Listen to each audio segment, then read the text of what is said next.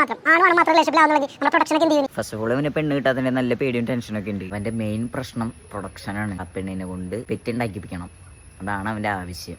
അതിനാണ് അവൻ കല്യാണം കഴിക്കാൻ പോണത്. എടാ, നിന്റെ പ്രൊഡക്ഷൻ എന്ന് കഴിഞ്ഞാൽ നീ എന്താ ചെയ്യാൻ പോണത്? അല്ലെങ്കിൽ നിന്റെ ഭാര്യയ്ക്ക് താല്പര്യമില്ല, നീ ആ പെണ്ണിനെ റേപ്പ് ചെയ്യൂ, അല്ലെങ്കിൽ ആ പെണ്ണിനെ പ്രസവിക്കാൻ പറ്റത്തില്ല, നീ വേറെ പെണ്ണിനെ തേടി പോകൂ. നിന്റെ ഉദ്ദേശം പ്രൊഡക്ഷൻ ആയതുകൊണ്ട് പറഞ്ഞതാട്ടാ. ഈ സമൂഹത്ത് മനുഷ്യനായാലും ജീവജാലങ്ങൾക്കായാലും ജീവിക്കാനുള്ള എല്ലാ സ്വാതന്ത്ര്യമുണ്ട്. ഇതിലൂടെ നീ മറ്റുള്ളവരെ വിശ്വസിപ്പിക്കുന്ന ഒരു കാര്യമുണ്ട്. ഒരാണായി കഴിഞ്ഞു കഴിഞ്ഞാൽ എന്തായാലും ജീവിക്കാൻ ഒരു പെണ്ണിന്റെ സപ്പോർട്ട് വേണം.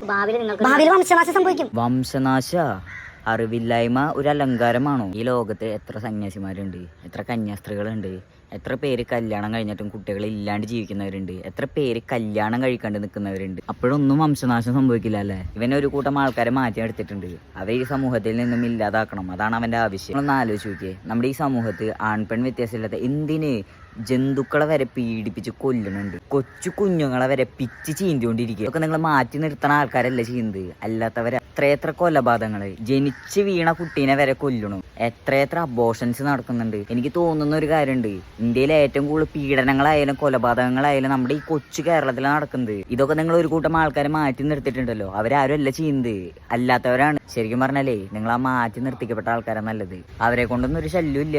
അല്ലാത്തവരാണ് ഈ സൊസൈറ്റിയിലെ ഏറ്റവും കൂടുതൽ പ്രശ്നങ്ങൾ ഉണ്ടാക്കുന്നത്. എന്നിട്ടും തല ഉയർത്തി ഞെളിഞ്ഞ് നടക്കുന്നത് നിങ്ങളൊക്കെ തന്നെയാണ്. നിങ്ങളൊക്കെ ഇല്ലാണ്ടായി കഴിഞ്ഞ് കഴിഞ്ഞാൽ ഈ ലോകത്ത് പല പ്രശ്നങ്ങളും തീരും. ഇത്രയധികം ആൾക്കാർ റേപ്പ് ചെയ്തിട്ട് വംശനാശം സംഭവിച്ച, ഇത്രയധികം ആൾക്കാരെ കൊന്നൊടുക്കിയിട്ട് വംശനാശം സംഭവിച്ച, എന്തൊക്കെ ഈ വംശനാശം ഉണ്ടല്ലോ, ഒറ്റൊരു സുനാമി വന്നു കഴിഞ്ഞാൽ തീരാവുന്ന പ്രശ്നമുള്ളൂ. സുനാമി വരില്ലെന്ന് നമുക്ക് എന്തെങ്കിലും പറയാൻ പറ്റത്തില്ല. അതൊക്കെ വന്നു കഴിഞ്ഞ് കഴിഞ്ഞാൽ നിന്റെയൊക്കെ ഈ കടി നിൽക്കും. ഇട്ടായാലും ഇവന്റെ നിലപാടിൽ ഞാൻ യോജിക്കുന്നില്ല. കാരണം എന്താ വെച്ചാൽ വിവരം വിദ്യാഭ്യാസമുള്ള ഒരാൾക്ക് ഇങ്ങനെ സംസാരിക്കാൻ പറ്റത്തില്ല. പോരാത്തിന് ഈ സമൂഹത്തിൽ നിന്ന് ജീവിക്കുന്ന ആൾക്ക് ഒരിക്കലും ഇങ്ങനെ സംസാരിക്കാൻ പറ്റത്തില്ല. ഇവന്റെ ആവശ്യം ഒരു പെണ്ണിനെ കിട്ടിയിട്ട് ആ പെണ്ണിനെ 4 ചുമരുകൾക്കുള്ളിൽ തളച്ചിട്ടിട്ട് കുട്ടികളെ പെറ്റുണ്ടാക്കിപ്പിക്കണം. അതാണ് അവന്റെ ആവശ്യം.